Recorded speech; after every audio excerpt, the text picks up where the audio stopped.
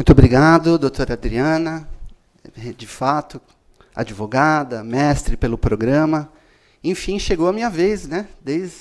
Aliás, na verdade, eu sou um privilegiado, né? Desde as 9h30 da manhã, estou aqui sendo brindado com as palestras, com o conhecimento dos meus colegas. Eu comentei isso de manhã. Muitos não compreendem. Eu venho para cá passar o dia como se estivesse indo para um parque de diversões, fazer uma viagem com a minha família, tal a minha felicidade de poder ouvir os colegas e estabelecer esse diálogo com eles. Tal é essa minha felicidade que agora ela se vê redobrada. Nós estamos aqui presenciando um exemplo claro de sincronicidade. Sincronicidade entre a palestra do professor Adalberto e a exposição que eu preparei. Terça-feira à noite nós havíamos conversado, eu e o Adalberto. Adalberto falou para mim, Irina, eu queria dar uma olhada, o que você vai falar? Eu falei, mais ou menos proteção de dados. Ele mencionou rapidamente o que ele iria trazer. Então, eu fico muito feliz porque o que eu vou colocar, a minha palestra complementa exatamente os pontos que o Adalberto já trouxe, o professor Adalberto. E ainda bem que eu trouxe o PowerPoint pronto, senão o pessoal vai falar que eu inventei na hora, só para agradar o professor Adalberto. E por que será que o professor de Direito Empresarial e o professor de Metodologia, que sou eu, que é um sociólogo de formação, por que será que há sincronicidade nas nossas palestras? É simples, como falou Adalberto. Tanto eu como ele, nós estamos olhando para o mundo real. E o que tem acontecido no âmbito da sociedade da informação é a convergência temática. A questão da convergência tecnológica, a convergência digital, a chegada da internet 4G, a convergência dos aparelhos tecnológicos em apenas um, seja para carregar no bolso, seja numa televisão, tudo isso tem convergido para uma agenda importante de temáticas, de pesquisas e de investigações no âmbito da sociedade da informação. Então, eu vou falar sobre proteção de dados pessoais e limites da internet. E também gostaria de dizer para os colegas que eu propus esse tema em março, assim como os demais colegas, professores, todos nós propomos os nossos temas entre março e abril desse ano. E tudo que eu vou mostrar para vocês, como mencionou muito bem o Adalberto, foram fenômenos que aconteceram depois de março. Foi como se em março eu tivesse proposto, num evento sociológico, falar de manifestações de rua, de ativismo, tudo que o Brasil viveu no mês de junho. Então, muita coisa que eu vou colocar aqui, no âmbito da minha palestra, aconteceu depois do momento em que eu propus o tema. Tendo em vista a riqueza das exposições ocorridas já nesse seminário, vou aproveitar a oportunidade de tratar de uma abordagem que antecede a liberdade de expressão na rede. E nós sabemos, isso permeou a apresentação do Senise, permeou a apresentação do Fiorilo, também o Adalberto mencionou, existe um conflito entre direitos fundamentais em sociedade. O Senise falou de uma banalização da expressão direitos fundamentais e dignidade da pessoa humana. Eu gostei muito da expressão, na forma como o Senise colocou.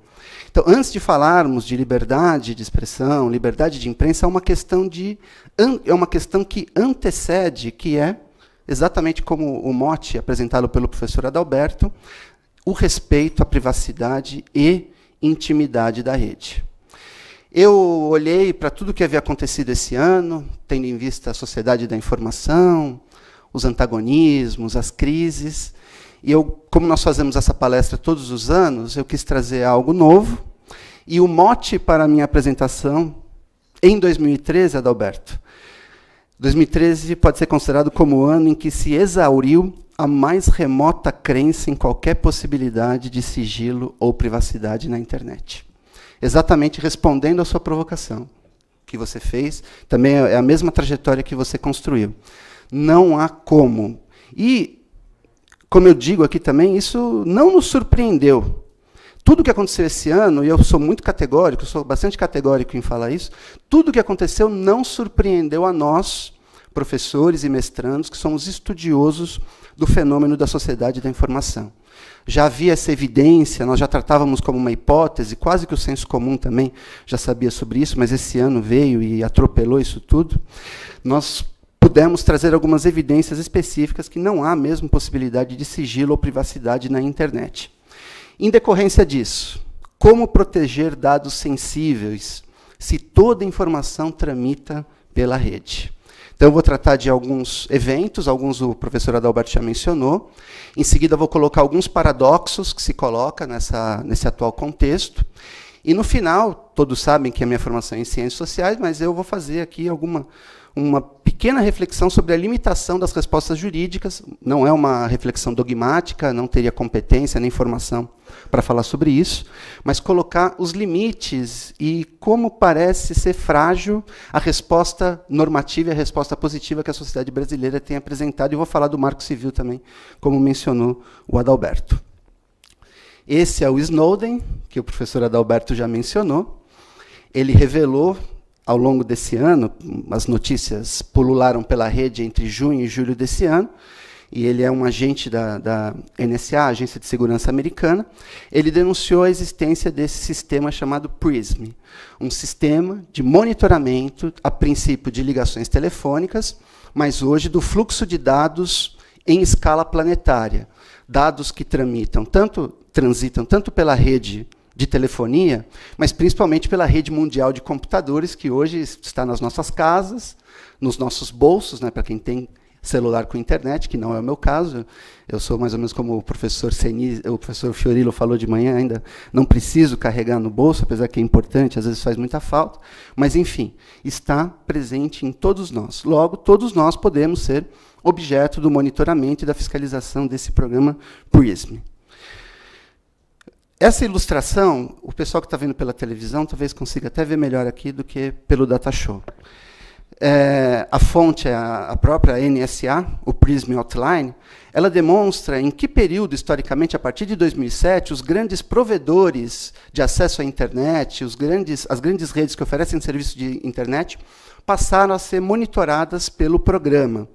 E quando a notícia passou a ser divulgada, entre junho e julho, um dos grandes motes da imprensa é que as corporações americanas, que aqui estão listadas, elas haviam assentido com esse monitoramento, elas haviam aberto seus bancos de dados para o governo americano, e isso causou uma enorme estranheza.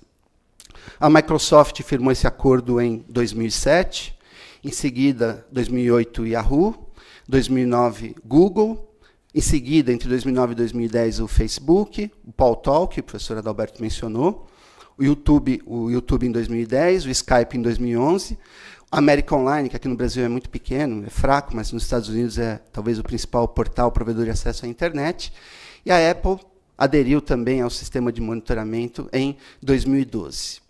Praticamente todos os portais, todas as redes de entrada, todos os grandes provedores, todas as empresas de tecnologia são monitoradas no que tange ao fluxo de dados pela internet por esse sistema, o PRISM. É de fato aterrador, e me parece que nós não estamos dando a devida importância, tendo o devido cuidado com essa informação.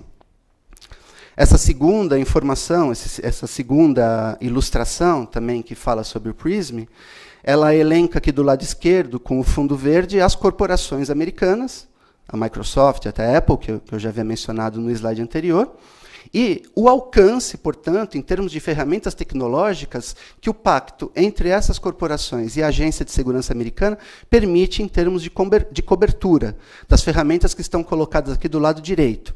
E-mail, chat, vídeos, fotos, históricos de vida, que a gente coloca no Facebook e em outras redes sociais.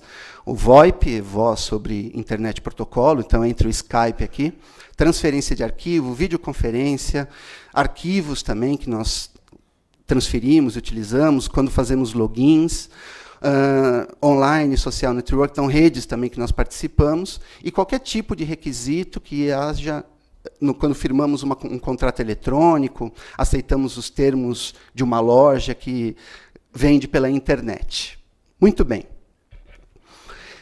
Outra informação importante, que o professor Adalberto mencionou vários sistemas, mas o que mais me impressionou, o software o Keyscore, que ele ajudou a capturar, segundo a alegação do governo americano, até 2008, 300 terroristas. Mas essa ilustração, ela demonstra os pontos físicos, onde estão sediados computadores que podem transmitir dados para esse sistema aqui, o Keyscore. Então, tem cobertura na Europa, Estados Unidos, América Central, Brasil, Sul da África, principalmente, né? Show the money, onde é que está o dinheiro, a gente percebe aqui, Oceania.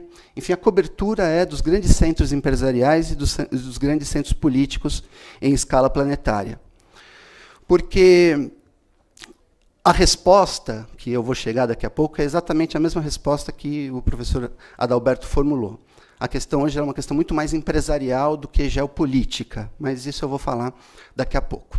Nos últimos anos também, nós tivemos a crença de que a criptografia poderia nos ajudar a proteger as informações e os dados pessoais.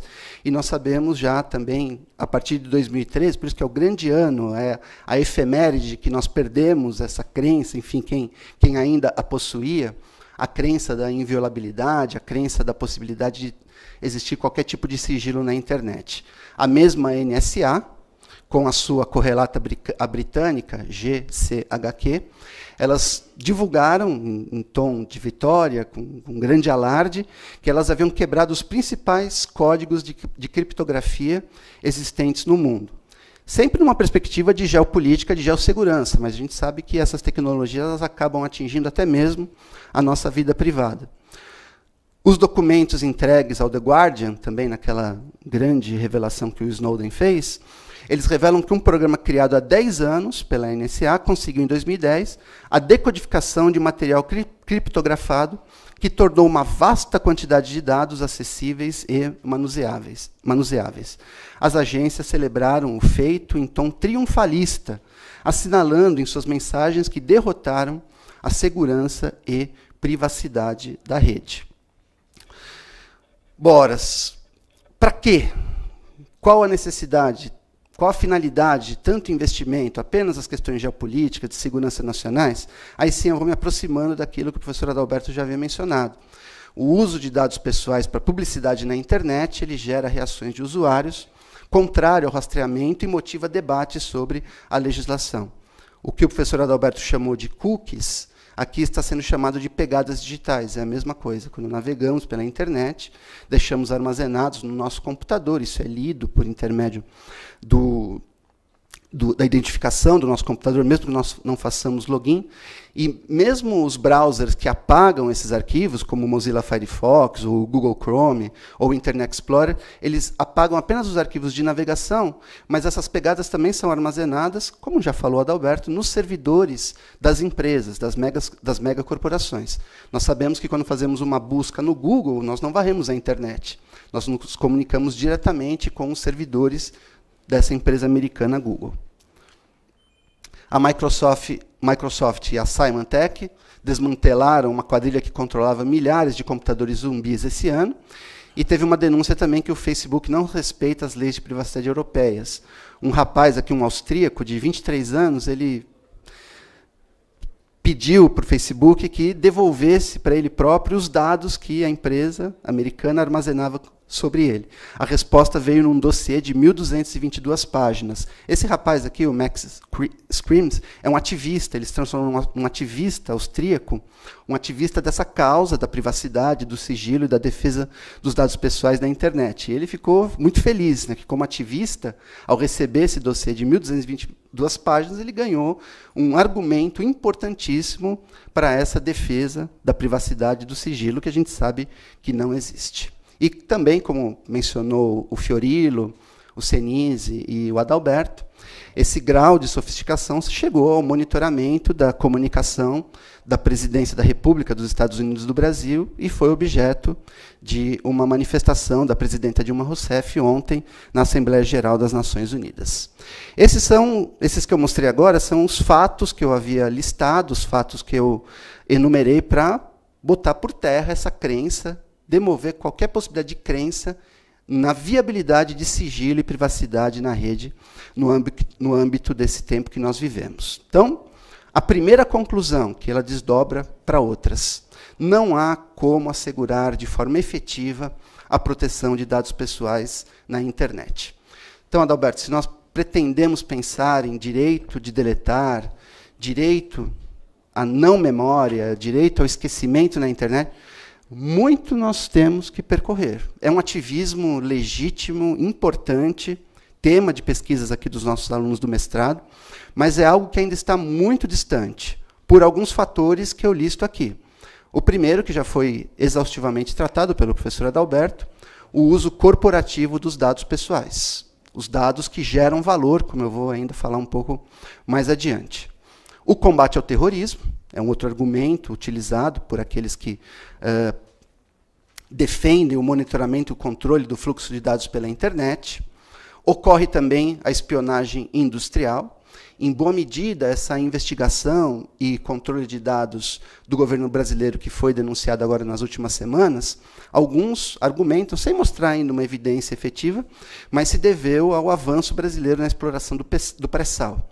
Mesmo que não seja verdade, a gente sabe que há vários outros casos relatados de espionagem industrial que utiliza a internet. A guerra digital, os cyberataques. Esse cyberataque já tem alguns registros de ataques em escala planetária. O Irã teve o seu sistema de tratamento de urânio, o seu sistema nuclear, o seu sistema de defesa e pesquisa nuclear, atacado por hackers, né, de nações dos Estados Unidos e de Israel. Isso foi registrado recentemente, foi objeto de estudo de uma pesquisa de um dos nossos alunos do mestrado, orientado pelo Rossini.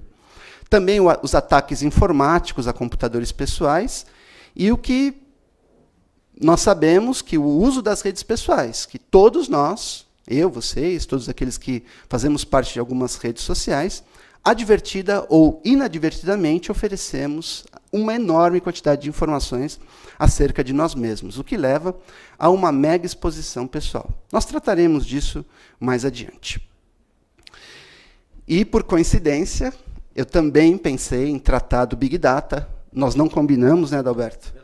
É esse meu único slide que eu falo do Big Data, porque parece algo pouco factível. Como se dá o controle, o monitoramento dessas informações? Fica alguém sentado lá na NSA, monitorando os e-mails, monitorando as imagens, monitorando as mensagens? Não, na verdade, a própria dinâmica da sociedade da informação e o avanço tecnológico ele permitiu hoje a existência de programas informáticos e de computadores com capacidade de processamento, primeiro capacidade de armazenagem de dados e capacidade de processamento de dados até 2 ou 3 anos inimagináveis, tanto a capacidade de armazenagem como a capacidade de processamento. Então, o Big Data ele tem sido usado mesmo, é uma tendência crescente, vai fazer parte das nossas vidas, do nosso dia a dia, trabalhar com essa ausência de privacidade. E para aqueles que, como nós, aqui estudamos a sociedade da informação e o direito da sociedade da informação, a aplicação desse Big Data ela suscita inúmeros temas de pesquisa e a primeira seara é o direito empresarial. Então, o doutor Adalberto, na sua exposição, já colocou os principais elementos. Eu trouxe aqui a capa de um livro que acabou de sair pela Campus Elsevier. Big Data. Como extrair volume, variedade, velocidade e valor da avalanche de informação cotidiana. Porque a resposta-chave a todas essas questões, eu reitero, não é tanto, é também uma questão geopolítica, mas para nós, para que isso afete as nossas vidas, é aquilo que o Manuel Castells já disse, vários outros autores que nós utilizamos já disseram, informação quando adquire o status de mercadoria. O segredo, SIC, eu mesmo coloquei o SIC, o segredo é deveras conhecido por todos nós que somos estudiosos da sociedade da informação. Trata-se daquilo que Manuel Castells já falava, o novo estágio de desenvolvimento do capitalismo, no qual a informação adquire o status de mercadoria. Não é uma ideia nova, é uma ideia que tem aproximadamente 200 anos. Eu estava relendo aqui, esses dias para as aulas de sociologia, algumas obras do século XIX, e essas obras já falavam de como o capitalismo se adapta, e na apropriação da natureza, o capitalismo ele lança a mão, ele vai usar como recurso, como matéria-prima, aquilo que circula no âmbito da sociedade complexa. Os dados eles não surgem da natureza, evidentemente, como no século XIX nós poderíamos dizer, no século XVIII e no século XIX. Mas o capitalismo, mais uma vez, se adaptou para utilizar aquilo que hoje é o maior efeito gerador de valor e de riqueza, que de fato é a informação. Qual informação? essa enorme quantidade de informação que circula pela internet, como eu falei, como o professor Adalberto também falou. Há limites para essa acumulação? Porque, como o professor Adalberto, eu também não trago todas as respostas. Algumas questões ainda precisam ser mais bem avaliadas, mais bem refletidas por todos nós que estamos estudando esse assunto. Primeiro, há limites para essa acumulação de valor, acumulação de dados, acumulação de informação que é gerada pela internet. Uma coisa importantíssima que eu percebo que poucos têm visto, quem é o proprietário dessa massa de dados que nós geramos quando acessamos a internet? É uma questão jurídica importante, percebo, imagino eu, porque, afinal de contas, está gerando valor, está gerando conflito. O direito material, o direito positivo vão ter que equacionar essas situações, porque eu também quero saber de quem é esse valor, de quem é esse dinheiro. Definitivamente, essa não é uma novidade. E, a partir dela, surgem alguns paradoxos. Além daqueles que o professor Adalberto trouxe, eu quero colocar mais 5 paradoxos, mais 5 situações que surgem, tendo em vista essa dinâmica que nós temos vivido aqui nos últimos anos. Eu vou passar esses próximos 2 slides, que eu falava especificamente do Twitter e do Facebook, deixa para depois. O paradoxo 1. Quanto mais o usuário paga por banda, por minutos e por dados, mais ele oferece em termos de dados pessoais. Olha que coisa interessante, quanto maior é o meu plano de telefonia, de dados, de navegação pela internet, quanto mais eu pago, mais eu ofereço em termos de dados pessoais. Como proteger essa propriedade imaterial? Palavras que eu aprendi com os meus amigos professores de direito, e aqui ouso apenas elencá-las. Como mensurar o seu valor? Hein, Adalberto? Acho que a questão é essa, né? Como mensurar esse valor? Como devolvê-lo a quem é de direito, que somos todos nós? O segundo paradoxo, que retroalimenta o primeiro. Eu tenho perfil no Facebook faz 3 semanas apenas. Eu estava fora das redes. E como sociólogo weberiano e professor, eu não consigo ficar dentro do Facebook sem olhar algumas categorias sociológicas que em menos de 20 dias eu já percebi. No Facebook, as pessoas adquirem, sem querer generalizar, eu estou falando aqui do modelo weberiano do tipo ideal.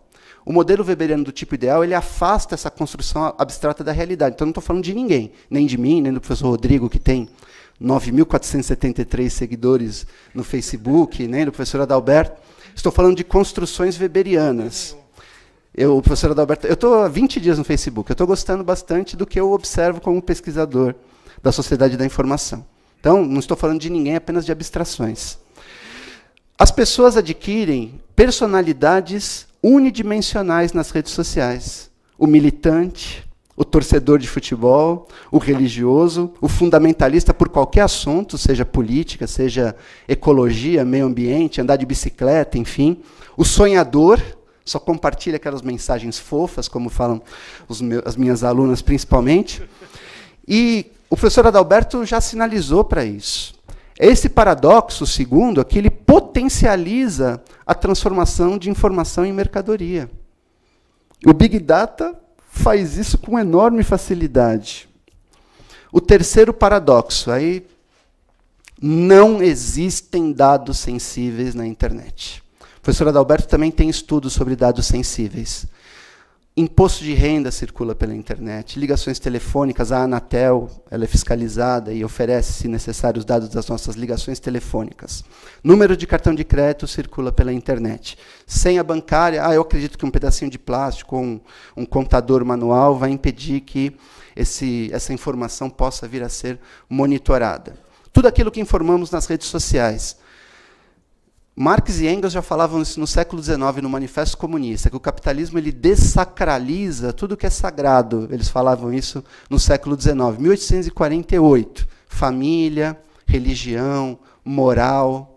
O Facebook também dessacralizou, fez com que deixasse de ser sagrado aquilo que é sagrado, é do nosso íntimo, é do nosso reservado. Algo que Marx e Engels, se eu falei Marx e Weber, me desculpem, é o cacuete sociológico, Marx e Engels já haviam falado isso no Manifesto Comunista de 1848, a atualidade desses conceitos para os dias de hoje. O paradoxo 4, o limitado alcance das soluções jurídicas, e eu não ouso avançar muito nessa seara, para a proteção dos dados pessoais na rede mundial de computadores. O que eu posso falar desse paradoxo 4 é que, desde 2001, nós aqui, professores, estudamos o amoldamento do direito à sociedade da informação. As soluções normativas, e esse conceito não é meu, é do professor Ascensão, que foi trazido pelos professores do mestrado para a bibliografia dos alunos e para os nossos estudos. Então, esse amoldamento do direito é a procura de respostas normativas, respostas positivas, para esses conflitos complexos que acontecem nas sociedades contemporâneas. E já eu falo um pouquinho mais desse paradoxo 4. E o paradoxo 5. Não obstante sua relevância, ocorrem entraves econômicos e políticos para o aperfeiçoamento dos elementos normativos em escala global. A disputa territorial, a disputa por petróleo, os conflitos ideológicos, os conflitos do Oriente Médio, os conflitos da Ásia, os conflitos da África. Ásia, veja agora a Primavera Árabe, alguns disseram que era a revolução do Twitter, a revolução do Facebook, nós vimos onde é que isso foi parar. Enfim, a geopolítica, a economia e os conflitos em escala mundial, eles colocam entraves ainda maiores para essa não possibilidade de proteção dos dados e do sigilo na internet. O alcance limitado das soluções normativas que eu, como sociólogo, observo daquilo que nós estamos propondo hoje em dia. O primeiro tem surgido no âmbito do Marco Civil, a própria presidenta Dilma falou isso nas Nações Unidas. Determinações legais para que Google, Facebook e outras empresas guardem dados de brasileiros em data centers sediados no próprio país. Qual seria o alcance normativo desse ato de sediar fisicamente os provedores e os servidores aqui no Brasil? Seria fazer com que as megacorporações se adaptassem às legislações brasileiras, pelo menos no que se refere à proteção e ao sigilo dos dados daqueles que habitam no país. Por enquanto, ainda é uma proposta que está colocada na mesa, mas me parece de alcance muito limitado. Nós sabemos que a própria natureza da internet é a transterritorialidade. O professor Ronaldo trouxe o Pierre Levy para o curso como doutrina, e ele desconstrói todos esses conceitos, a cybercultura, a cybervida, como nós vivemos. A territorialidade é um conceito que foi quebrado pela internet. Já havia sido quebrado pela mundialização da economia, a globalização, mas a internet acabou de colocar por terra essa possibilidade. Então, me parece muito restrita essa possibilidade. A própria lei dos delitos informáticos, a alteração do Código Penal, que tipificou como crime a invasão de computadores, também ela vai proteger apenas aquele ataque clássico que o Ministério Público tem combatido há mais de uma década, do efetivo combate de equipamento informático. Mas não é disso que nós estamos falando. Nós estamos falando dessa enorme quantidade de informações que circula na internet, não necessariamente apenas aquelas que estão armazenadas nos nossos computadores. Então, essa lei dos delitos informáticos, apesar de importante, oferece um elemento normativo importante para o Ministério Público, para a defesa de alguns limites das pessoas, limite da privacidade nos seus próprios computadores, pelo menos. Não é ela que vai conseguir assegurar esse nosso sigilo, essa nossa privacidade online. E os entraves políticos à aprovação do Marco Civil. A semana passada, o governo federal ele pediu regime de urgência para a tramitação no Congresso da aprovação do Marco Civil na internet. Está parado já há muito tempo. No fim do ano passado, quando foi aprovada a Lei dos Delitos Informáticos, a Lei Carolina Dickmann, a grande expectativa é que o marco regulatório seria aprovado logo a seguir. O Marco Civil ele tem alguns pontos favoráveis. Direito à privacidade, mas ainda de uma forma difusa, concordo com o professor Adalberto, não há expressão de como isso seria efetivado. Ao sigilo das comunicações, salvo em ordem judicial. Direito à não suspensão da conexão, à manutenção da qualidade comprovada da conexão e das informações claras e completas sobre coleta, uso, tratamento e proteção dos dados pessoais, mas como é uma legislação infranacional, não haveria como fazer com que essa legislação atingisse o PRISM, por exemplo, que nós mostramos nos primeiros slides, o Facebook, o Google e tudo mais. E o grande entrave a essa questão é mesmo o ponto do Marco Civil que vai tratar da neutralidade da rede.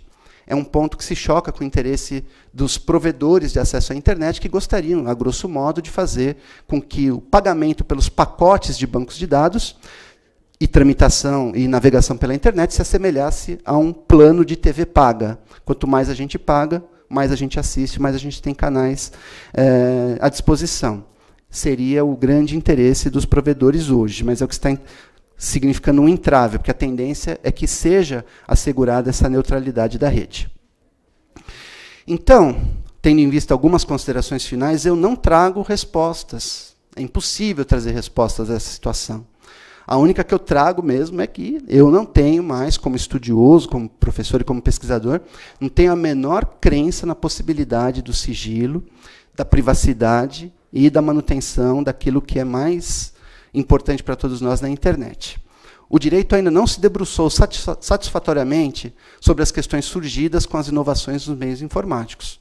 Essas transformações são, em sua maioria, muito recentes, é claro, seus efeitos desconhecidos, o que dificulta a elaboração de regramentos, o estabelecimento de políticas públicas com vistas à inclusão e à adequada solução dos conflitos decorrentes das posturas adotadas pelos novos meios de comunicação. Esse aqui é a contribuição que eu trago ao adornamento, à atualização dos temas que nós tratamos aqui no âmbito do mestrado. Eu sei que não trago respostas definitivas, não era mesmo essa a intenção. Era também, com muita felicidade, dialogar com a palestra do professor Adalberto, foi apenas uma sincronicidade, e eu agradeço a todos que me ouviram até esse momento. Muito obrigado.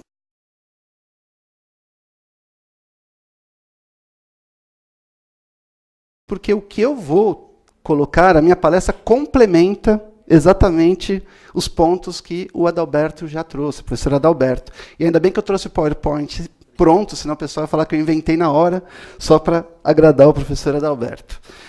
E por que será que o professor de Direito Empresarial e o professor de Metodologia, que sou eu, que é um sociólogo de formação, por que será que há sincronicidade nas nossas palestras? É simples. Como falou Adalberto, tanto eu como ele, nós estamos olhando para o mundo real. E o que tem acontecido no âmbito da sociedade da informação é a convergência temática.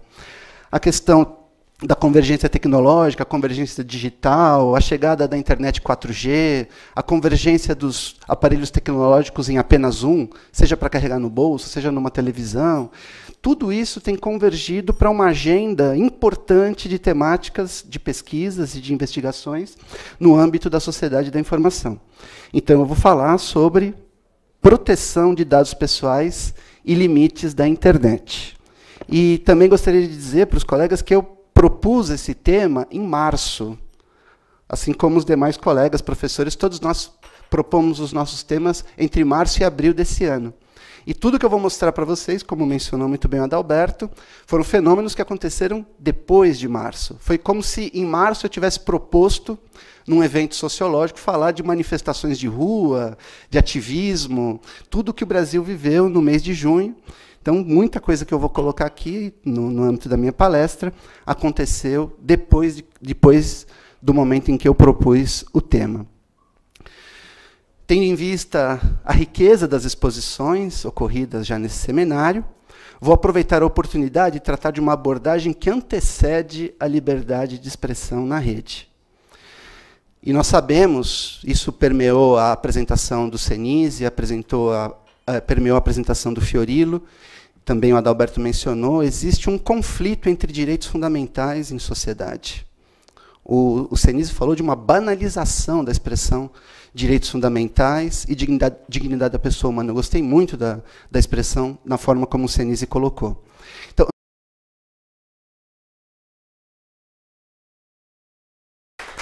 muito obrigado, doutora Adriana, de fato, advogada, mestre pelo programa. Enfim, chegou a minha vez, né? Aliás, na verdade, eu sou um privilegiado. Né? Desde as 9h30 da manhã, estou aqui sendo brindado com as palestras, com o conhecimento dos meus colegas. Eu comentei isso de manhã. Muitos não compreendem. Eu venho para cá passar o dia como se estivesse indo para um parque de diversões, fazer uma viagem com a minha família, tal a minha felicidade de poder ouvir os colegas e estabelecer esse diálogo com eles. Tal é essa minha felicidade que agora ela se vê redobrada, Nós estamos aqui presenciando um exemplo claro de sincronicidade. Sincronicidade entre a palestra do professor Adalberto e a exposição que eu preparei. Terça-feira à noite nós havíamos conversado, eu e o Adalberto. O Adalberto falou para mim, Irineu, eu queria dar uma olhada, o que você vai falar? Eu falei, mais ou menos proteção de dados. Ele mencionou rapidamente o que ele iria trazer. Então, eu fico muito feliz. Antes de falarmos de liberdade de expressão, liberdade de imprensa, é uma questão que antecede, que é, exatamente como o mote apresentado pelo professor Adalberto, o respeito à privacidade e intimidade da rede. Eu olhei para tudo que havia acontecido esse ano, tendo em vista a sociedade da informação, os antagonismos, as crises, e como nós fazemos essa palestra todos os anos, eu quis trazer algo novo, e o mote para a minha apresentação, em 2013, Adalberto, 2013 pode ser considerado como o ano em que se exauriu a mais remota crença em qualquer possibilidade de sigilo ou privacidade na internet. Exatamente respondendo à sua provocação que você fez, também é a mesma trajetória que você construiu. Não há como. E, como eu digo aqui também, isso não nos surpreendeu. Tudo que aconteceu esse ano, e eu sou muito categórico, sou bastante categórico em falar isso, tudo que aconteceu não surpreendeu a nós, professores e mestrandos, que somos estudiosos do fenômeno da sociedade da informação. Já havia essa evidência, nós já tratávamos como uma hipótese, quase que o senso comum também já sabia sobre isso, mas esse ano veio e atropelou isso tudo. Nós pudemos trazer algumas evidências específicas que não há mesmo possibilidade de sigilo ou privacidade na internet. Em decorrência disso, como proteger dados sensíveis se toda informação tramita pela rede? Então, eu vou tratar de alguns eventos, alguns o professor Adalberto já mencionou. Em seguida, vou colocar alguns paradoxos que se colocam nesse atual contexto. E, no final, todos sabem que a minha formação é em ciências sociais, mas eu vou fazer aqui uma pequena reflexão sobre a limitação das respostas jurídicas. Não é uma reflexão dogmática, não teria competência nem formação para falar sobre isso, mas colocar os limites e como parece ser frágil a resposta normativa e a resposta positiva que a sociedade brasileira tem apresentado. E vou falar do Marco Civil também, como mencionou o Adalberto. Esse é o Snowden, que o professor Adalberto já mencionou. Ele revelou, ao longo desse ano, as notícias pulularam pela rede entre junho e julho desse ano, e ele